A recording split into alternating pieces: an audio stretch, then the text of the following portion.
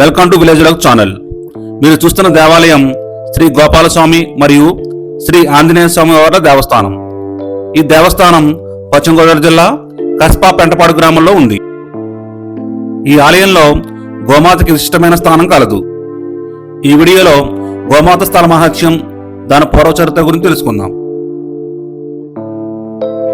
1940వ సంవత్సరంలో ఈ సన్నిధానంలో ఒక గోవు వరుసగా 21 రోజులు పగలు రాత్రి నిద్రాహారాలు మాని శ్రీ గోపాలస్వామి వారి చుట్టూ ప్రదక్షిణలు చేసి చివరి రోజున స్వామివారి ముందు మోకరిల్లి తుది శ్వాస విడిచి విష్ణాక్యం పొందింది. సదరు గోవును ఈ మఠంలోనే సమాధి చేయడం జరిగింది. గో ప్రదక్షిణకు గుర్తుగా ఆలయ ధ్వజస్తంభం చుట్టూ గోప్రతిమను ఉంచడం జరిగింది. ఈ ప్రదక్షిణ సమయంలో గోవు సంతాన యోగ్యత కలిగిన గృహిణులు మాత్రమే దాటేది.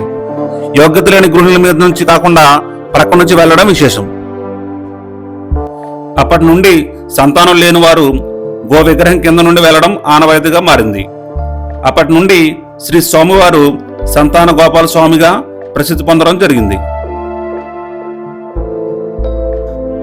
ఈ వీడియో నచ్చితే లైక్ చేయండి, షేర్ చేయండి, ఛానల్ సబ్స్క్రైబ్ చేసుకోండి. నేను మీ మురళి, వెస్ట్ గోదావరి.